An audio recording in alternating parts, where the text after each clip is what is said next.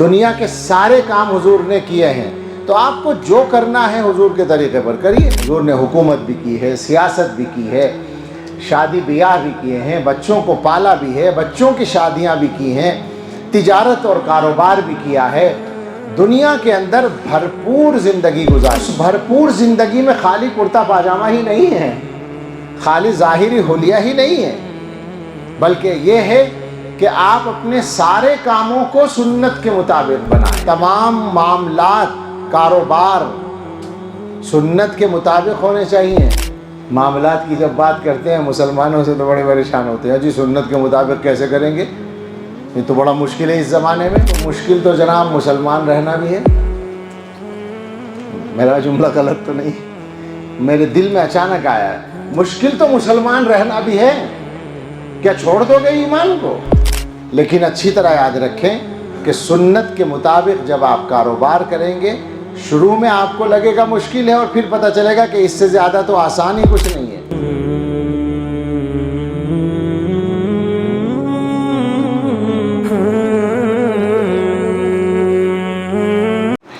بسم اللہ الرحمن الرحیم،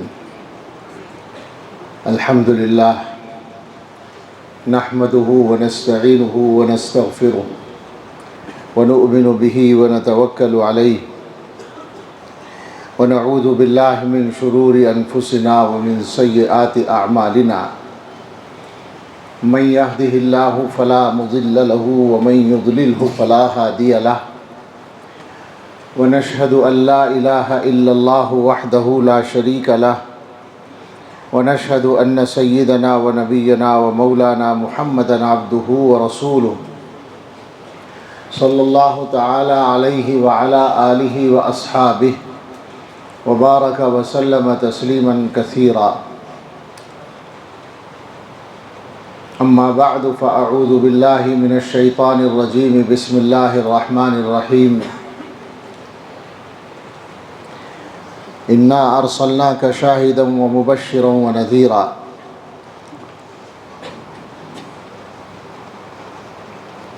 وقال تعالی وما آتاکم الرسول فخذوه وما نہاکم عنہ فانتہوا واتقوا اللہ ان اللہ شدید العقاب۔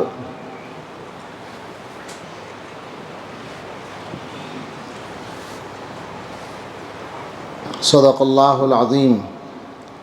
قال النبی صلی اللہ علیہ وسلم انا رحمۃ مہداۃ، او کما قال علیہ الصلاۃ والسلام۔ اللہم صلی علی سیدنا محمد وآلہ واصحابہ وبارک وسلم۔ اللہم صلی علی سیدنا محمد وآلہ واصحابہ وبارک وسلم۔ اللہم صلی علی سیدنا محمد وآلہ واصحابہ وازواجہ وذریاتہ کما تحب وترضى عدد ما تحب وترضى۔ اس کا احسان ہے، اس کا فیضان ہے، بزم ہستی کو اس نے سنوارا بہت۔ اس کا احسان ہے، اس کا فیضان ہے، بزم ہستی کو اس نے سنوارا بہت۔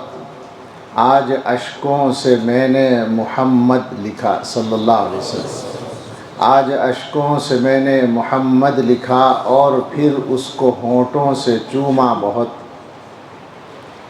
تیرے صدیق، فاروق، عثمان، علی، ان کا امت میں درجہ ہے اونچا بہت۔ تیرے اصحاب نے تجھ کو پرکھا بہت، تجھ کو سوچا بہت، تجھ کو چاہا بہت۔ وہ تو رحمت ہی رحمت ہیں سب کے لیے، وہ ہوں اپنے قبیلے کے یا غیر ہوں، ان کے کردار عفو و کرم کے لیے فتح مکہ کا ہے ایک حوالہ بہت۔ آپ کو مال و زر جو بھی جب بھی ملا، دوسروں ہی میں تقسیم اسے کر دیا، اور اپنے لیے ایک چٹائی بہت، بے چھنے جو کے آٹے کی ٹکیا بہت۔ وہ پیمبر بھی تھے، وہ سپاہی بھی تھے، بانی سلطنت بھی تھے، حاکم بھی تھے، ان کا ہم تا کوئی بھی نہ مجھ کو ملا، میں نے تاریخ عالم میں ڈھونڈا بہت۔ متحد ہو نہ جائیں تیرے امتی، بن نہ جائیں کہیں ایک طاقت نئی، ہو نہ جائے تیرا دین پھر حکمراں، تیرے اعداء کو ہے آج کھٹکا بہت۔ ایسے حالات میں ہمیں بھی کچھ عہد کرنا ہے، وہ اگلے اشعار میں، سید ولد آدم شفیع الامم، نازش بزم عالم جمیل الشیم، تیرے رستے کو ہرگز نہ چھوڑیں گے ہم انشاءاللہ۔ سید ولد آدم شفیع الامم، نازش بزم عالم جمیل الشیم، تیرے رستے کو ہرگز نہ چھوڑیں گے ہم، چاہے ہم کو ستائے یہ دنیا بہت۔ ہم تو سرسبز و شاداب وہ پیڑ ہیں جن کو ابر رسالت نے سینچا بہت۔ آج بھی الحمدللہ آج بھی ہم ہیں اپنی جڑوں پر کھڑے، زور آندھی نے یوں تو لگایا بہت۔ تو درودوں میں ہے، تو سلاموں میں ہے، تو اذانوں میں ہے، تو نمازوں میں ہے، سارے عالم میں پھیلی ہے خوشبو تیری، سارے جگ میں تیرے نام لیوا بہت۔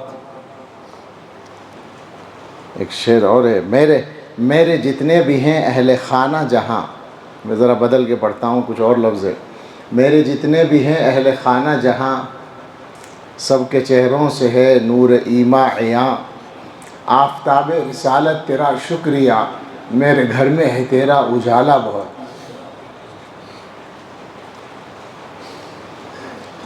صلی اللہ علیہ وسلم۔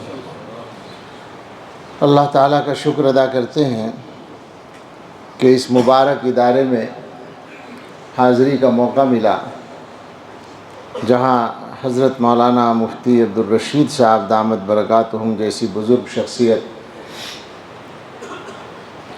تشریف فرما ہیں، اور ان کا فیض یہاں سے جاری ہے، اور جہاں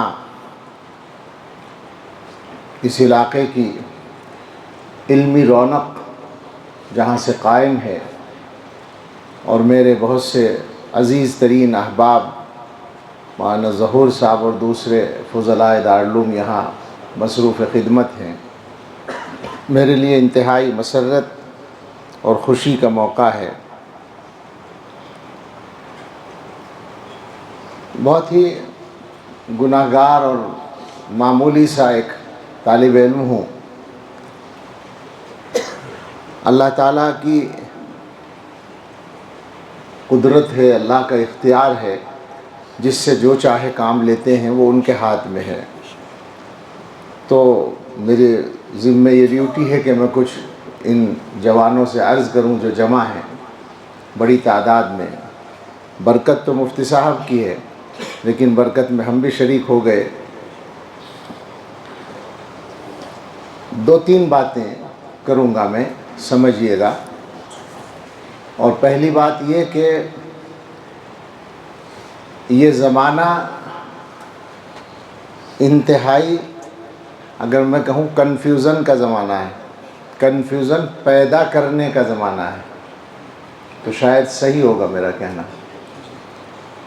اور وجہ اس کی یہ ہے کہ دنیا میں فتنہ پیدا کرنے والے ذہن اور افراد، اور کنفیوژن جس کو میں کہہ رہا ہوں، مراد میری ہے دین کے معاملات میں بھی اور ذہنی طور پر لوگوں کو منتشر کرنے میں بھی، جو کام کرنے والے لوگ ہیں وہ پہلے سے موجود ہیں، لیکن اس زمانے میں اللہ تعالیٰ نے جو یہ اپنی بات پہنچانا آسان کر دیا، اس کی وجہ سے سبھی کا کام آسان ہوا ہے۔ ہمیں یاد ہے، ہم مفتی صاحب اور ہم اس نسل سے ہیں کہ جب لینڈ لائن فون بھی نہیں تھے گھروں میں، اور صاحب خط لکھا جاتا تھا، گھر سے جب آتے تھے مدرسے تو والدہ کی سب سے بڑی تاکید یہ ہوتی تھی کہ جاتے ہی خط لکھ دینا خیریت سے پہنچنے کا۔ اور ہم کوشش کرتے تھے، اکثر یہ کرتے تھے ہم، کہ گھر سے ہی کارڈ لے کر آتے تھے۔ وہ 15 پیسے کا کارڈ ہوتا تھا، پوسٹ کارڈ، اور اس پر پتہ بھی لکھ کے رکھ لیتے تھے پہلے ہی، مدرسے پہنچتے ہی، تاکہ جلدی سے ہم ڈال سکیں۔ اسی دن کی ڈاک سے کوشش کرتے تھے خط چلا جائے۔ اور کبھی کبھی ایسا ہوتا تھا، ہم گنگوں میں پڑھے زیادہ، پھر دیوبند میں پڑھے، تو وہاں سے بجنور ہمارے گھر، تیسرے دن اگر خط پہنچ گیا تو بڑی خوشی ہوتی تھی گھر والوں کو کہ بہت جلدی خیریت معلوم ہو گئی۔ آج کا حال دوسرا ہے۔ حضرت مولانا علی میاں نور اللہ مرقدہ نے کہیں لکھا تھا کہ پہلے زمانے میں فتنے بیل گاڑی کی رفتار سے آتے تھے، اب ہوائی جہاز کا زمانہ ہے تو اس کی رفتار سے آتے ہیں، لیکن ظاہر ہے کہ اب یہ بات بھی پیچھے چلی گئی۔ حضرت نے فکرہ دیا ہمیں، اس سے ہم استفادہ کر رہے ہیں۔ ہوائی جہاز تو دلی سے سری نگر 1.25 گھنٹہ لگاتا ہے اور یہاں سے امریکہ 16 گھنٹے لگاتا ہے، لیکن انٹرنیٹ میں تو ٹائم ہی نہیں لگتا پہنچنے میں۔ آپ یہ بھی نہیں کہہ سکتے کہ 1 سیکنڈ لگتا ہے۔ یہاں اس وقت بات ہو رہی ہے، دنیا میں جس نے بھی جو بھی مربوط ہے وہ سن رہا ہے۔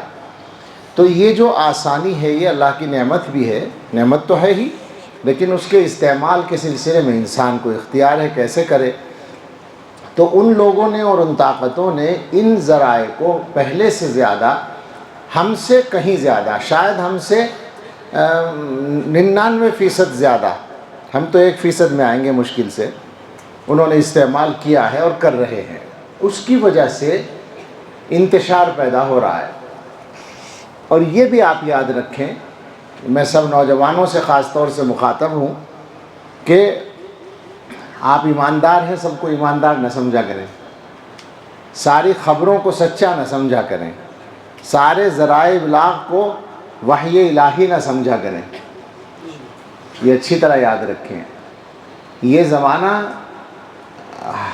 اچھائی کو برائی کو اچھائی کی شکل میں اور جھوٹ کو سچ کی شکل میں پیش کرنے کی آسانی کا زمانہ ہے۔ مجھ سے زیادہ آپ جانتے ہیں اس بات کو کہ بہت مرتبہ میں فیس بک بھی نہیں چلاتا ہوں ذاتی طور پر، لیکن فیس بک پر یا اور چیزوں پر آپ کی دوستی ہو جاتی ہے اور بعد میں پتہ چلتا ہے وہ لڑکا تھا یا لڑکی تھی، وہ معلوم ہی نہیں، بعد میں کچھ اور کھلتا ہے، جو نظر آ رہا تھا وہ کچھ اور تھا۔ تو دھوکے کا زمانہ ہے۔ ایسے زمانے میں آپ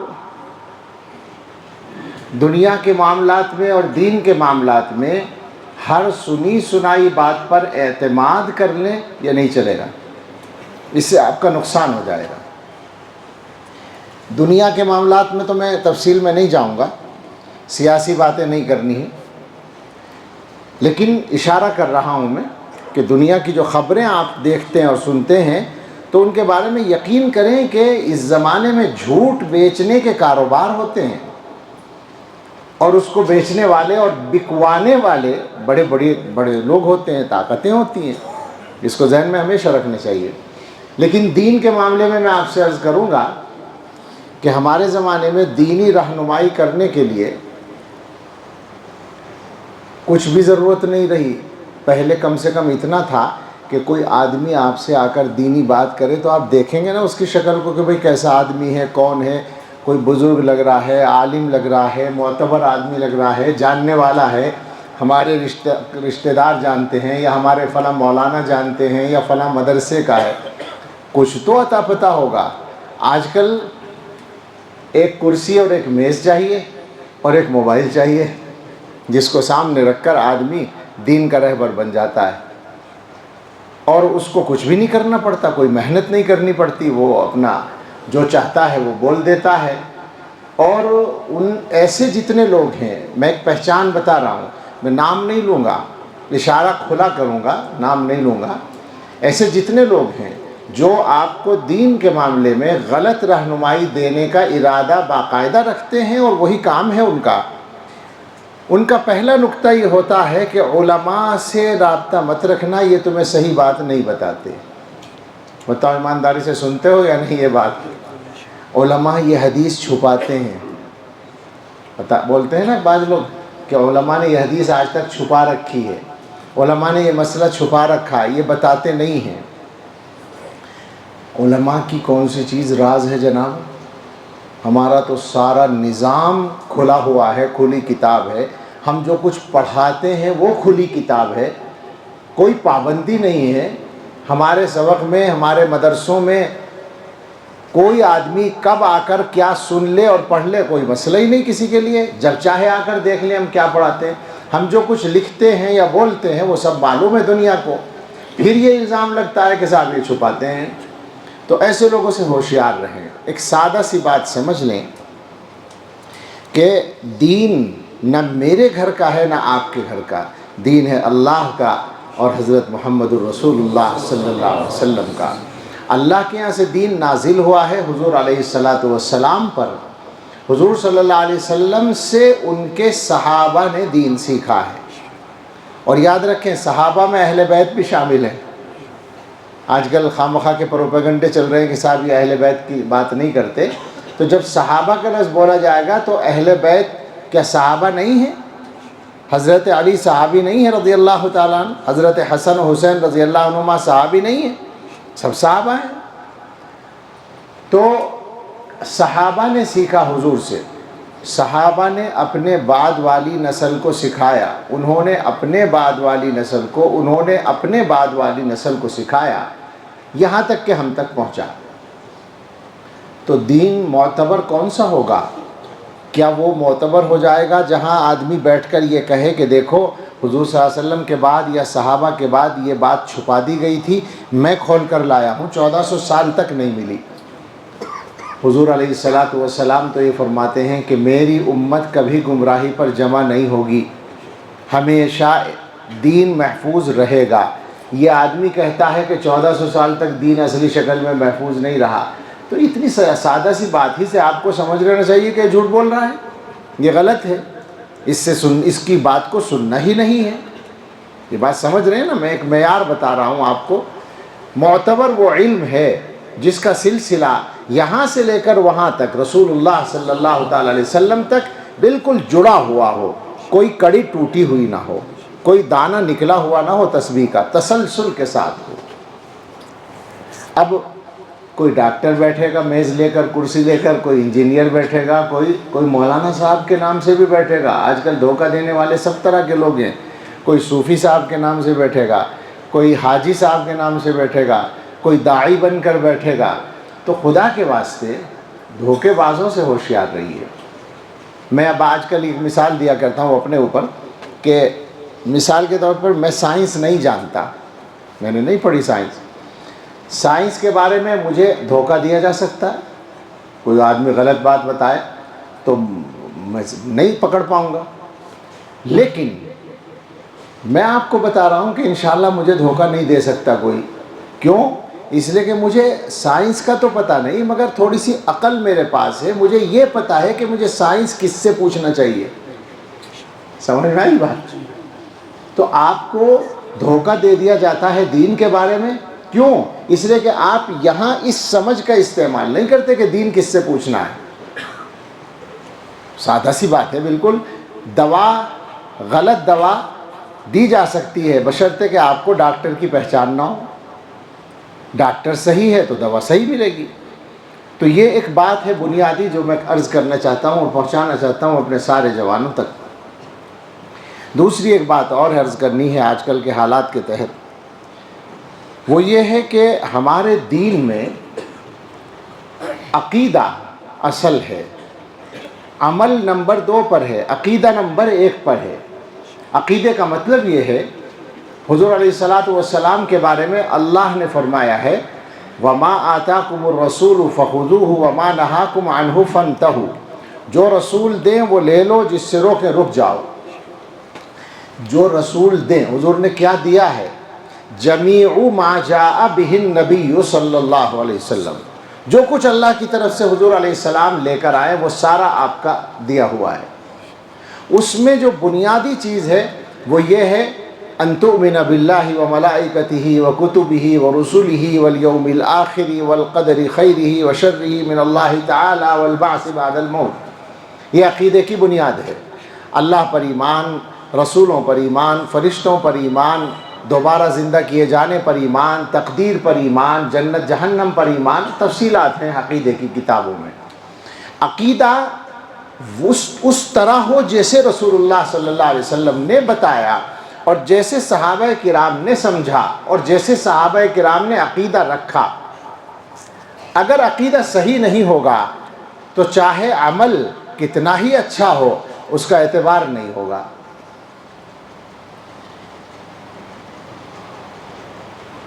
حدیثوں میں ایک طبقے کا ذکر ہے، الفاظ ہے قوم، سیخرج قوم، ایک قوم نکلے گی. ان کی بہت ساری علامتیں ہیں. ہم نے ابن ماجہ میں ابھی پچھلے ہفتے ہی بہت ساری حدیثیں پڑھائیں اس کے سلسلے میں. حضور نے فرمایا کہ لوگ نکلیں گے، وہ قرآن پڑھیں گے مگر قرآن ان کے حلق سے نیچے نہیں اترے گا. فرمایا یمرقون من الدین کما یمرق السهم من الرمیہ، دین سے وہ اس طرح نکل جائیں گے جیسے تیر شکار سے نکل جاتا ہے یا کمان سے نکل جاتا ہے. آپ سوچیں ذرا، اتنی اچھی نماز پڑھنے والے لوگ، اتنا اچھا روزہ رکھنے والے لوگ، اور یہ کون تھے؟ کچھ ہی عرصے کے بعد ظاہر ہو گئے. سب نے سمجھا کہ حضور نے ان کے بارے میں کہا تھا. ان کو خوارج کہا جاتا ہے. عقیدے ٹھیک نہیں تھے، عمل بہت اچھا. عمل کا عالم تو یہ تھا کہ ان کا ایک عقیدہ یہ بھی تھا کہ اگر گناہ کبیرہ کر لو تو کافر ہو جاؤ گے. اب جب یہ عقیدہ ہے کہ گناہ کبیرہ کرنے سے کافر ہو جائیں گے تو گناہ کبیرہ کے قریب بھی نہیں جائیں گے وہ تو. لیکن اسی کے ساتھ ساتھ ان کے عقیدوں میں یہ تک تھا کہ جو ان کے عقیدے نہ رکھے اسے قتل کرنا جائز ہے، اس کے گھر کی عورتوں کو باندی بنانا جائز ہے. کوئی تک ہے اس بات کا؟ حضرت علی رضی اللہ تعالیٰ عنہ، حضرت عثمان رضی اللہ تعالیٰ عنہ، حضرت معاویہ رضی اللہ تعالیٰ عنہ اور بہت سارے صحابہ سب کافر ہیں. یہ عقیدہ تو آپ سمجھیں اس بات کو. فقط میں ان کی تفصیل نہیں بیان کر رہا کہ حضور علیہ الصلاۃ والسلام یہ بتا رہے ہیں عمل اتنا اچھا ہوگا مگر دین سے کوئی واسطہ نہیں. اس سے پتہ یہ چلتا ہے کہ عقیدے کا صحیح ہونا اصل ہے. امت کو ہمیشہ اس بات کو ملحوظ رکھنا پڑے گا ورنہ دین کی بنیاد ڈھہ جائے گی. ہمارے زمانے میں کچھ واقعات پیش آتے ہیں اور وہ واقعات ہمیں اچھے لگتے ہیں. میں کوئی چھپا کر بات نہیں کر رہا ہوں لیکن احتیاط کے ساتھ تھوڑا بولنا چاہتا ہوں. آپ میری بات کا اشارہ سمجھیں کہ جو حالات پیش آتے ہیں ان میں آپ ظاہری حالات دیکھ کر کسی طبقے پر عاشق ہو جاتے ہیں. معاف کیجیے گا یہ لفظ لیکن ہے تو ایسے ہی. جو سچائی ہے وہ تو یہی ہے، جبکہ یہ آپ کی غلط فہمی ہوتی ہے. میں نے شروع میں کہا جھوٹ پھیلانے کا زمانہ ہے. آپ پڑھے لکھے لوگ ہیں، آپ تو سچائی کو تلاش کریں نا، وہی مل جائے گی. نیٹ پر ہی مل جائے گی تلاش کریں گے تو. بہت ساری سچائیاں وہ ہیں جو چھپائی جاتی ہیں، ہمیں معلوم ہے تو ہم وہ اصل بات جان کر بات کرتے ہیں. تو یہ مت کیجئے کہ کسی کا خالی ایک عمل دیکھ لیا ظاہری طور پر، وہ بھی ظاہری عمل ہے، اور پھر اس کے بعد اس کے سوخون معاف کر دیے، اس کا سارا عقیدے کی خرابی معاف کر دی، آپ اس کو بالکل سچا پکا مسلمان سمجھنے لگے. یہ ہماری غلطی ہوگی. یہ دو باتیں شروع میں میرے ذہن میں آئیں. آگے جو میں عرض کرنا چاہتا تھا وہ مضمون یہ تھا. ایک بات اور کہہ لوں، وہ بھی تمہیدی میں شمار کر لیں. ہمارے بچے پریشان ہیں، جوان پریشان ہیں. عام طور پر پریشان تو سبھی ہیں لیکن نوجوان کے سامنے کچھ اور مسائل ہوتے ہیں بڑوں کے علاوہ. ان میں سب سے بڑا مسئلہ مستقبل کا ہے کہ کیا کرے گا وہ، اس کے روزگار کا مسئلہ، اس کی تعلیم کا مسئلہ. ایسے مسائل میں آسان راستہ کیا ہے یا صحیح راستہ کیا ہے، آپ اس پر غور کریں. اپنے حصے کا کام کرتے رہیں. اللہ نے دنیا کو دارالاسباب بنایا ہے. جو سبب اختیار کریں گے اس کا نتیجہ عام طور پر ملے گا، کبھی کبھی نہیں بھی ملے گا. چونکہ اللہ تعالیٰ مالک ہیں، ان کی حکمتیں وہی جانتے ہیں. ایسا ہوگا کہ آپ نے بہت امتحان کے لیے محنت کی اور فیل ہو گئے. نیٹ کے امتحان میں تو بہت ہوتا ہے ایسا نا، انتھک محنت کرتے ہیں بچے اور رہ جاتے ہیں، وہ پریشان ہوتے ہیں. پریشان ہونا تو سمجھ میں آتا ہے، مایوس ہونے کی بات کر رہا ہوں میں. مایوس مت ہوئیے کبھی بھی. آپ نے اگر صحیح کام کیا تو بس آپ کو مطمئن رہنا چاہیے میں نے اپنے کرنے کا کام کر لیا، بات ختم ہے. نتیجہ تو اللہ کے ہاتھ میں ہے.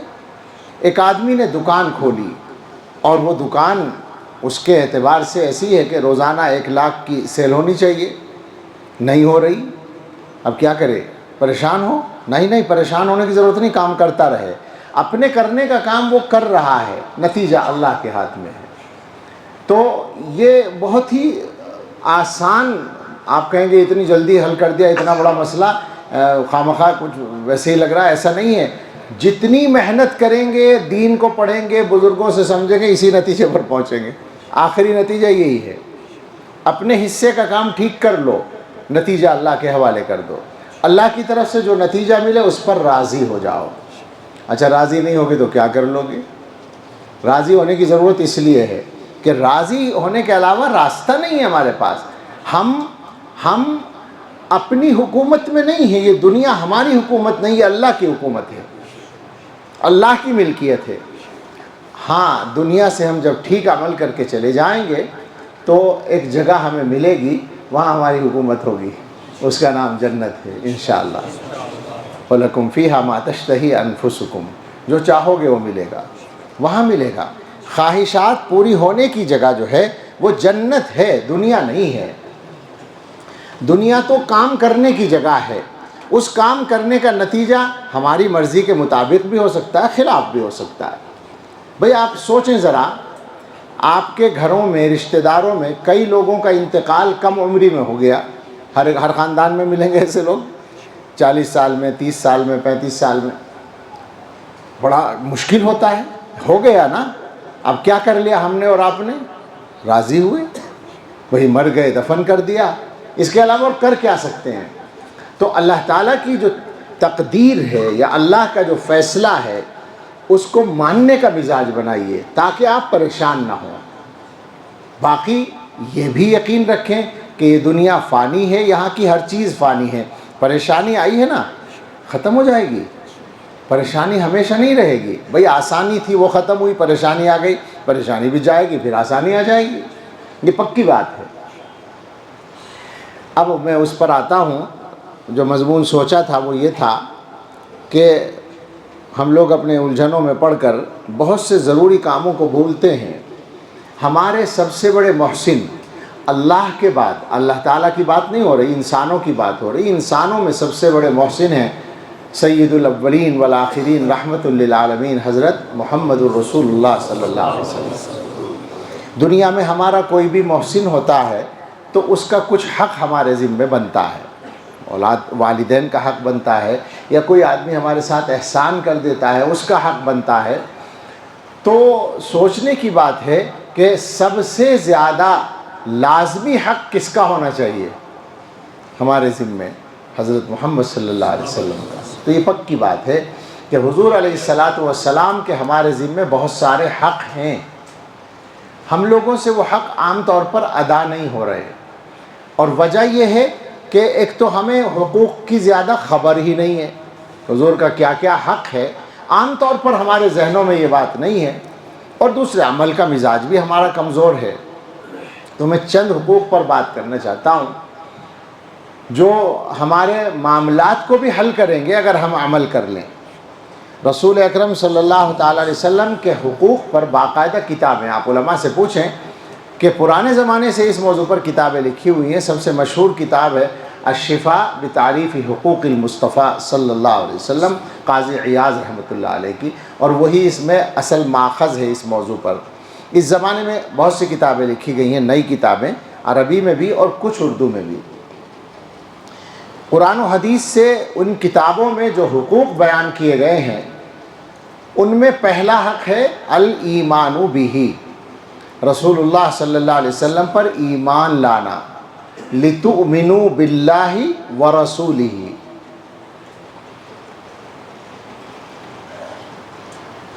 ایمان میں وہ بات ہے جو میں پہلے کہہ چکا ہوں، جمیع ما جاء بہ النبی صلی اللہ علیہ وسلم کی تصدیق کرنا، یعنی جو کچھ اللہ کے نبی صلی اللہ علیہ وسلم نے اللہ کی طرف سے پیش کیا ہے اس سب کو سچا ماننا، یہ ایمان کا خلاصہ ہے۔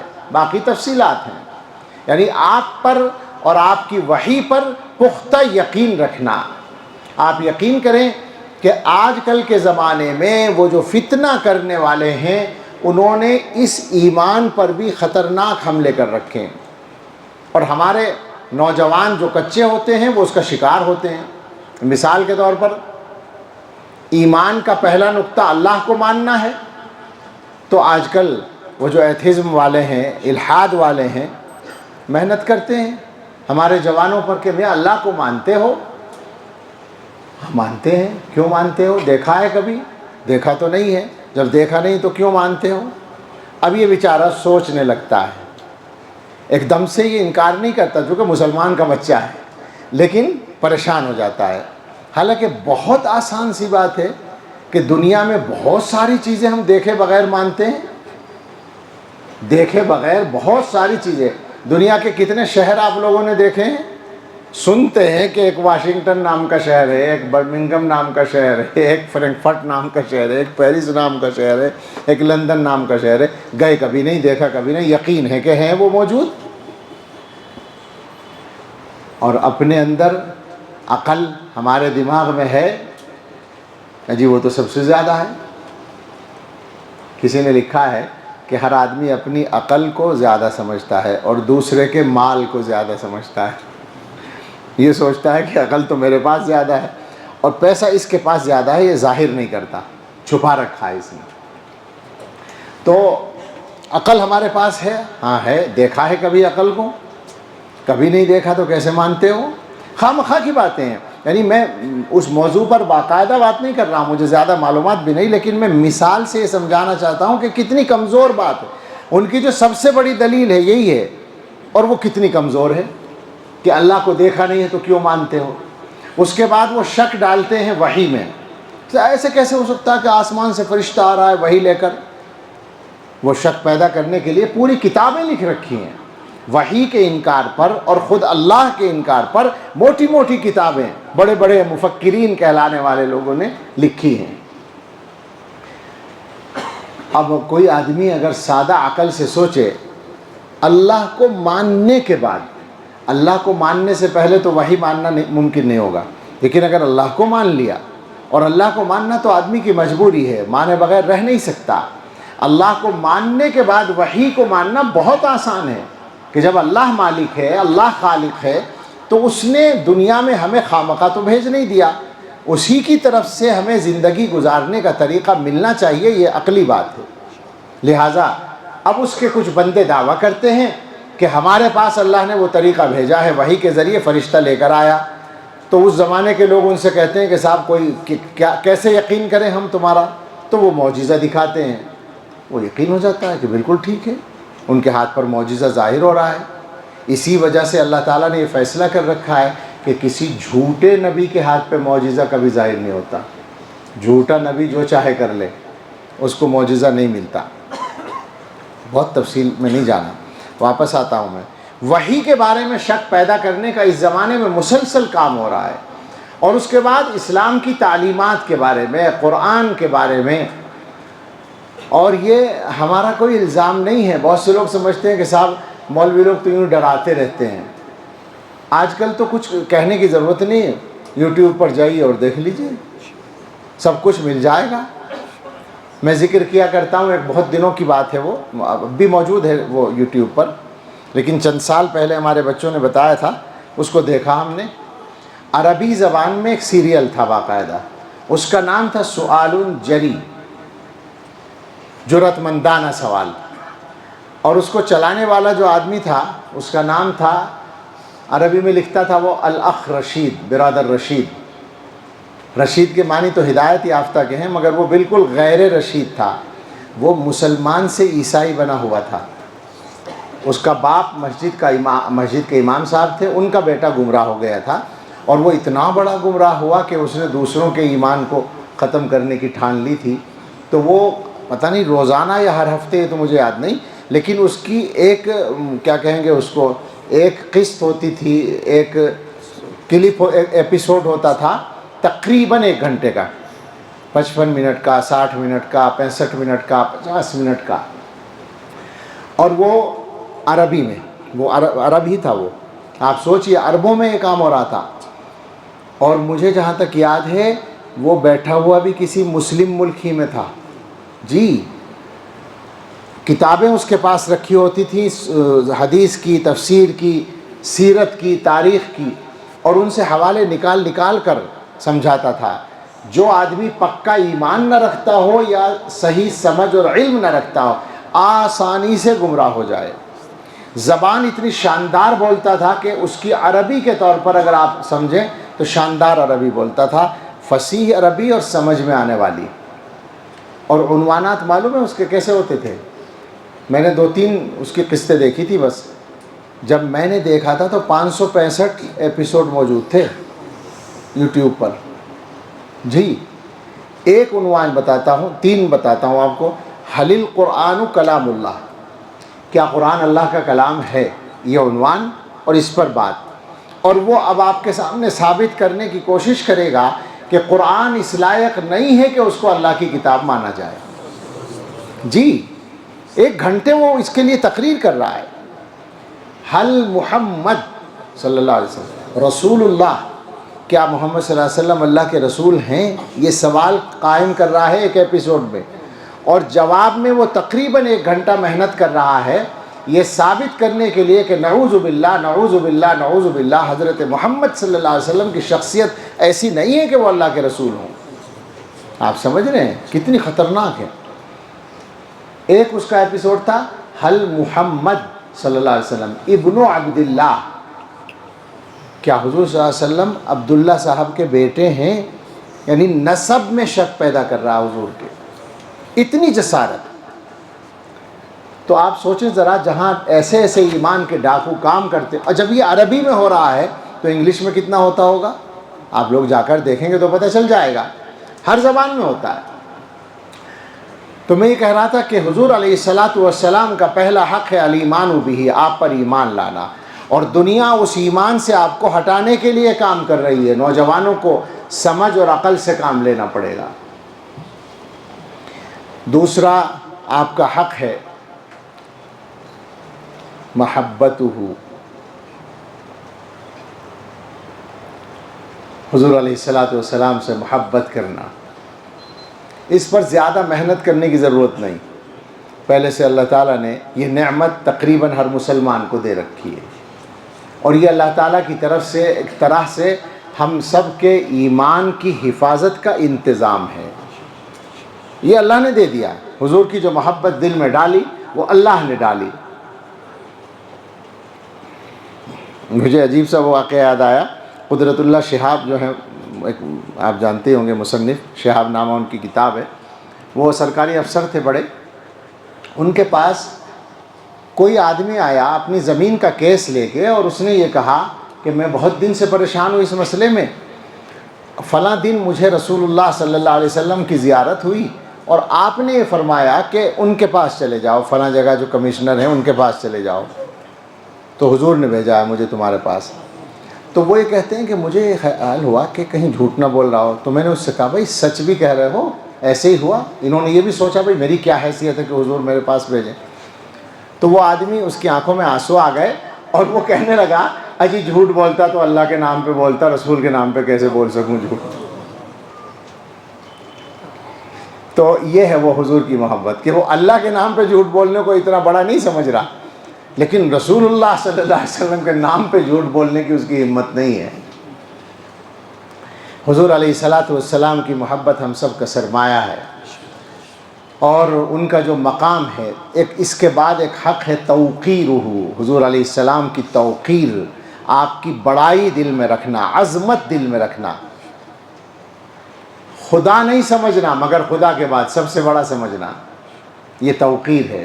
لِتُؤْمِنُوا بِاللَّهِ وَرَسُولِهِ وَتُعَزِّرُوهُ وَتُوَقِّرُوهُ، یہ ہے نا اس میں توقیر کرنا. کوئی لفظوں میں کیسے بتائے، ان کے رتبے کی حد ہے تو کیا ہے.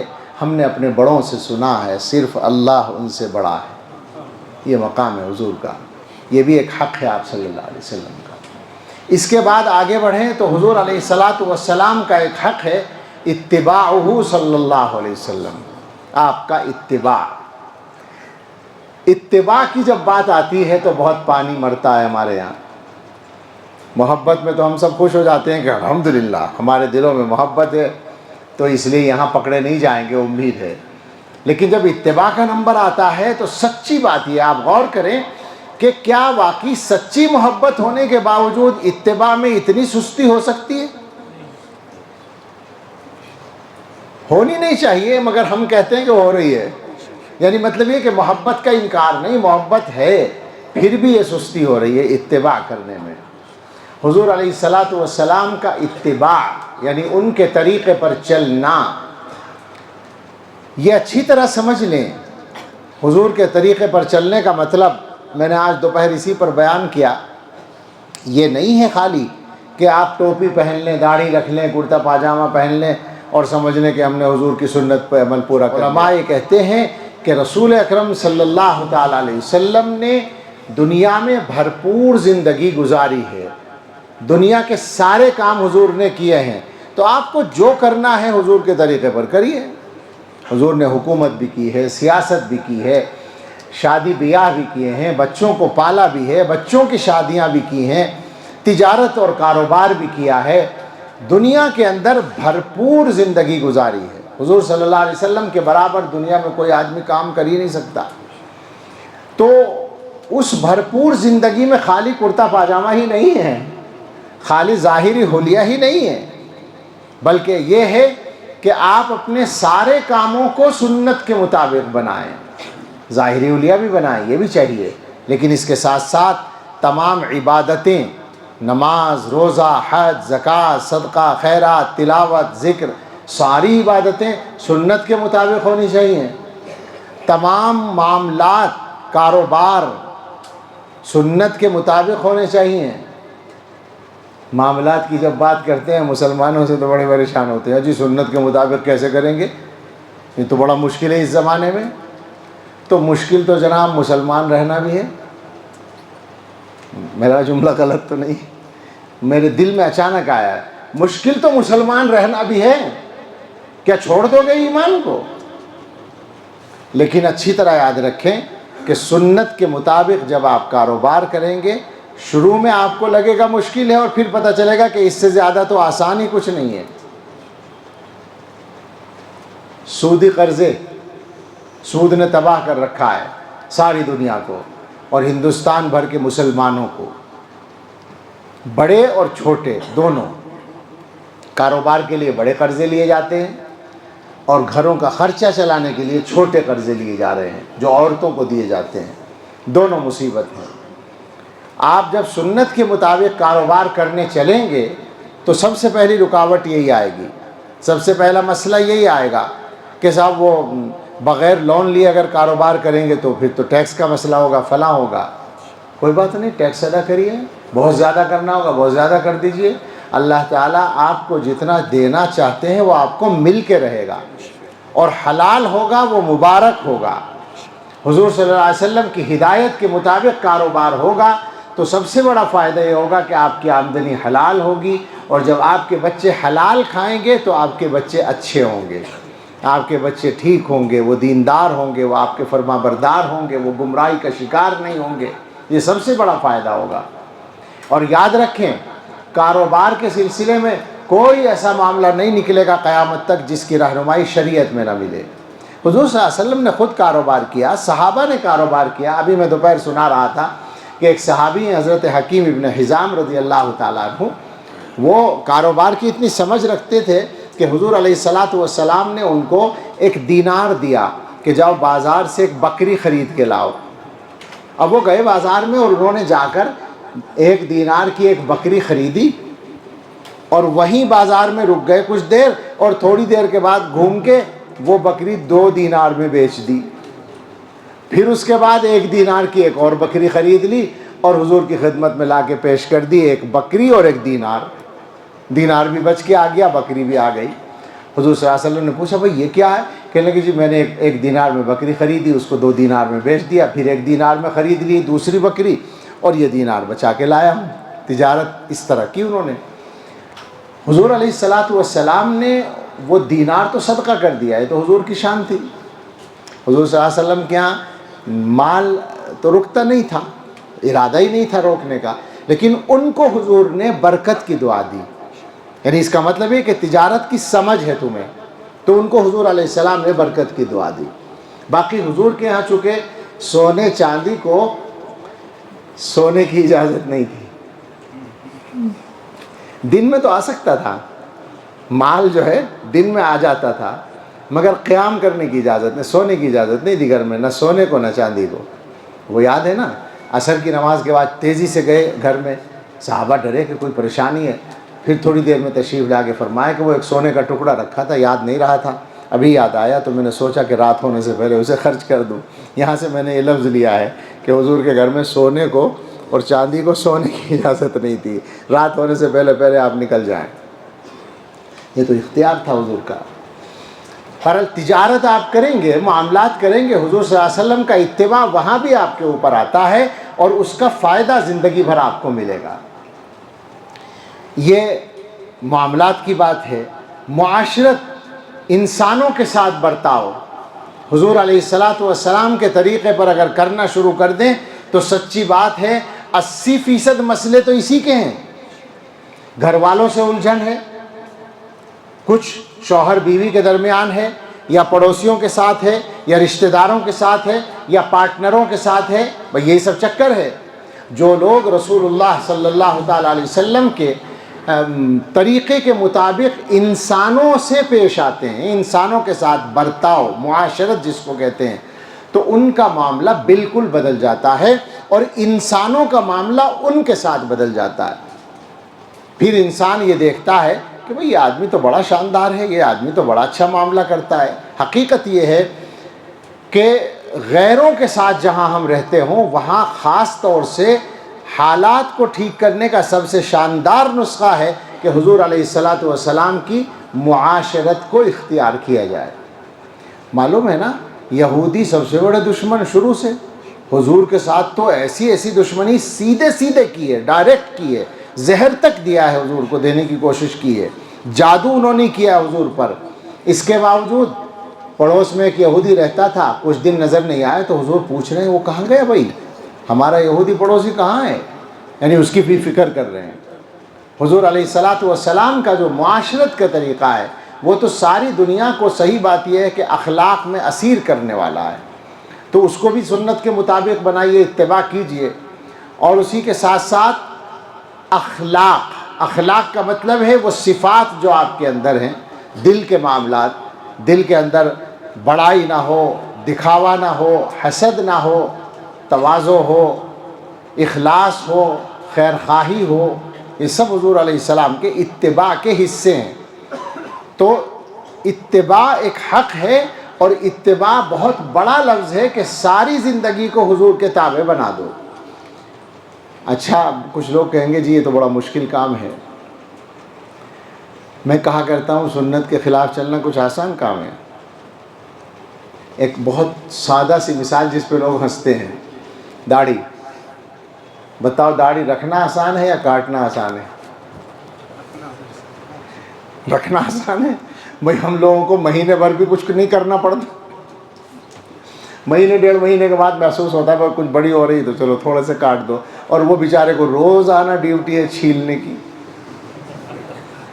تو سنت پہ ایک مثال ہے، یہ سنت پہ عمل آسان ہوا یا سنت کے خلاف پر عمل آسان؟ ہمیشہ یاد رکھیں بھائی، ہم آپ سے یہ نہیں کہہ رہے کہ کوئی نیا کام کریں، آپ جو کام کرتے ہیں وہی کریں. بس اس کے کرنے کے دو طریقے ہیں، ایک وہ طریقہ جو آپ کا چل رہا ہے، ایک وہ طریقہ جو حضور کی سنت کے مطابق ہے. سنت کے مطابق کر لیجئے. گارنٹی ہم ایک بات کی دیں گے کہ دنیا کی عزت اور آخرت کی کامیابی دونوں ایک ساتھ مل جائیں گی. یہ پکی بات ہے، اور اس کی دلیل سادہ سی ہے، سب آدمی سمجھتے ہیں. یہ بتائیں کہ حضور علیہ السلام کے برابر عزت کسی کو ملی دنیا میں؟ محبوبیت ملی دنیا میں؟ کامیابی ملی دنیا میں؟ کسی کو نہیں ملی. تو بابا وہ کامیابی اور وہ عزت اسی طریقے سے تو ملی ہے جو اس طرح حضور نے زندگی گزاری ہے. جو آدمی حضور کے زیادہ مشابہ ہوتا چلا جائے گا ساری چیزیں اس کو ملتی چلی جائے. ہمارے حضرت فرمایا کرتے تھے کہ اللہ نے، یہ بزرگوں نے لکھا ہے، اللہ نے ہر سنت کے ساتھ محبوبیت کی ایک مقدار جوڑ دی ہے. اس سنت پہ آپ عمل کریں گے اتنی محبوبیت آپ کے حصے میں آ جائے گی، اگلی سنت پہ عمل کریں گے اتنی. یہ جو اللہ والوں سے لوگ محبت کرتے ہیں کیوں کرتے ہیں؟ وہ صرف برکت ہوتی ہے حضرت محمد صلی اللہ علیہ وسلم کے زیادہ سے زیادہ مشابہ بننے کی. یہ کوشش ہونی چاہیے. یہ ایک حق تھا اتباعہ صلی اللہ علیہ وسلم. حضور علیہ السلام کا ایک حق ہے نصرت دین ہی. آپ کے دین کی مدد کرنا. ان تنصروا اللہ ینصرکم. اللہ کا دین ہے، حضور علیہ السلام کا دین ہے. اس دین کو آپ کے تعاون کی ضرورت پڑتی ہے. تعاون کا مطلب ہمیشہ چندہ نہیں ہوتا، وہ بھی ہوتا ہے، وہ بھی کرنا ہے، وہ بھی دینا ہے، پیسہ بھی خرچ کرنا ہے، اور اپنی جان سے اور اپنے وقت سے بھی جو تعاون ہو سکتا ہو، یا کوئی بھی ضرورت سامنے آئے دین سے متعلق، اس کے لیے اپنے آپ کو پیش کرنا اور اس میں کام آنا. یہ ایک حق ہے حضور علیہ السلام کا. ایک حق اور ہے آپ صلی اللہ علیہ وسلم کا دفاع کرنا، الدفاع عنہ. حضور علیہ السلام پر دنیا میں حملے ہوتے ہیں اور ہوتے رہیں گے. کچھ لوگ اپنے مقدر کو خراب کرتے رہیں گے، کچھ لوگ اپنے اعمال نامے کو سیاہ کرتے رہیں گے. اسی طرح سے آپ کو جواب دینا پڑے گا جہاں جیسا ممکن ہو. حضور علیہ السلام کی عزت کا دفاع کرنا، یہ بھی آپ کا ایک حق ہے. اور اس کے بعد میرے بزرگوں 2 حق اور بیان کرنا چاہتا ہوں، 10-12 منٹ باقی ہیں.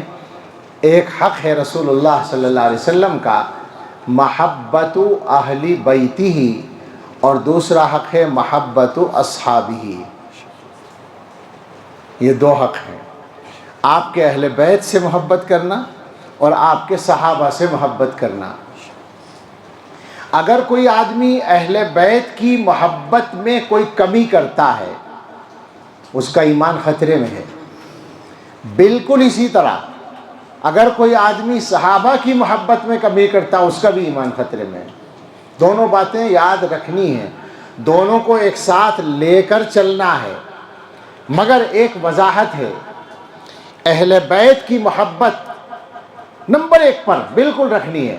ہم تو محبت کیا، روزانہ درود پڑھتے ہیں اہل بیت پر، اللہم صلی علی محمد وعلی آل محمد. آل محمد پر درود پڑھے بغیر تو ہماری نماز پوری نہیں ہوتی.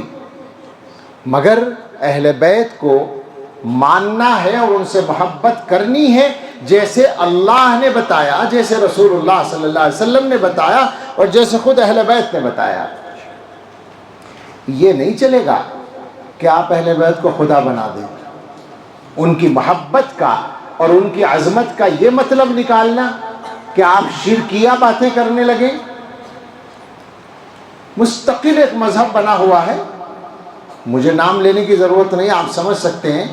حضرت علی رضی اللہ عنہ کو خدا بنا رکھا ہے، حضرت فاطمہ الزہرا رضی اللہ تعالیٰ عنہ کو خدا بنا رکھا ہے، حضرت حسن اور حضرت حسین رضی اللہ عنہما کو خدا بنا رکھا ہے، بلکہ ان کے بعد میں جو ان کی اولاد میں ائمہ ہیں ان کو بھی خدائی اوصاف دے رکھے ہیں. کیسے ہو جائے گا یہ؟ اللہ کے نبی صلی اللہ علیہ وسلم تو اللہ کے سوا سب کی خدائی ختم کرنے کے لیے آئے ہیں. حضور علیہ السلام کو تو خود اللہ نے خدا بننے کی صفت نہیں دی ہے، تو آپ کی اولاد اور آپ کے گھر والوں کو خدا ماننے کی بات کیسے ہو سکتی ہے؟ بے وقوفی کی بات ہے. کیا حضرت علی رضی اللہ تعالیٰ عنہ، بلکہ پہلے نام لو حضرت فاطمہ الزہرا رضی اللہ تعالیٰ عنہ، ان کے قدموں کی دھول پر ہم سب قربان ہو جائیں. حضرت فاطمہ رضی اللہ تعالیٰ عنہ کی فضیلت کے لیے اس کی ضرورت ہے کہ ان کو خدائی اوصاف دیے جائیں؟ کیا اتنا کافی نہیں ہے کہ وہ پیغمبر صلی اللہ علیہ وسلم کے جگر کا ٹکڑا ہے؟ کیا ان کے احترام اور ان کی محبت اعلیٰ درجے پر کرنے کے لیے یہ کافی نہیں ہے کہ وہ حضرت محمد الرسول اللہ صلی اللہ علیہ وسلم کی چہیتی بیٹی ہیں؟ عجیب باتیں ہیں. حضور کی بیٹی ہونا محبت کے لیے، اعلیٰ درجے پر محبت کرنے کے لیے بالکل کافی ہے. ہم حضرت فاطمہ رضی اللہ تعالیٰ عنہ اور باقی جو تین صاحبزادیاں ہیں، یہ بھی کر رکھا ہے ان لوگوں نے کہ حضرت فاطمہ کو ماننے کا یہ تقاضا ہے کہ تینوں کا انکار کرتے ہیں. حضور علیہ السلام کی بیٹیاں جن کے اولاد بھی ہوئی ہیں ان کا انکار کرتے ہیں کہ وہ تھیں ہی نہیں. یہ کوئی طریقہ ہے ماننے کا؟ مانو، مگر اس طرح مانو جیسے سچائی ہو، مانو اور اس طرح مانو جیسے بتایا گیا ہو. اہل بیت کی حضرت علی رضی اللہ عنہ کو ماننے کے لیے کیا خدا بنانا پڑے گا ان کو؟ کیا حضرت علی کے ذاتی فضائل کافی نہیں ہیں ماننے کے لیے؟ حضرت علی رضی اللہ تعالیٰ عنہ کی کتنی شاندار شخصیت ہے، کتنی باکمال شخصیت ہے. کیا پریشانی ہے اگر ان کمالات کی بنیاد پر ان کا دل میں احترام اور محبت رکھیں؟ سچی بات یہ ہے کہ حضرت علی رضی اللہ تعالیٰ عنہ کی شخصیت کو تو اس طبقے نے جو ان کے ماننے کا دعویٰ کرتا ہے اس نے اتنا داغدار کیا ہے کہ بتایا نہیں جا سکتا، ان کے اوصاف کو چھپا دیا ہے بالکل۔ حضرت حسن رضی اللہ تعالیٰ عنہ، حضرت حسین رضی اللہ تعالیٰ عنہ، کیا کہنے ہیں صاحب، حضور علیہ الصلاۃ والسلام کے چہیتے نواسے ہیں، جن کو نوجوانان جنت کا سردار کہا ہے۔ ان کی محبت اور عظمت کے لیے کیا ان کی ذاتی فضیلتیں کافی نہیں ہیں؟ حضور کے ساتھ ان کی نسبت کافی نہیں ہے کہ جھوٹی باتیں کی جائیں اور خدا بنایا جائے ان کو؟ ہم صاف اعلان کرتے ہیں اس بات کا کہ اہل بیت کی محبت میں ہم کسی دعوے دار سے پیچھے نہیں ہیں۔ ہم تو یہ بات میں سنا دیتا ہوں اپنے ایک بزرگ سے سنی ہوئی بات، کہ ہمارا یہ عقیدہ ہے کہ اہل بیت اطہار، پاکیزہ پاک، سب کے سب تقی القلب نقی الباطن، یہ مولوی لوگ سمجھیں گے زیادہ۔ اہل بیت اطہار حکیم ننو میاں صاحب رحمۃ اللہ علیہ نے سنایا تھا، آپ نے ملے ہوں گے گنگوں میں۔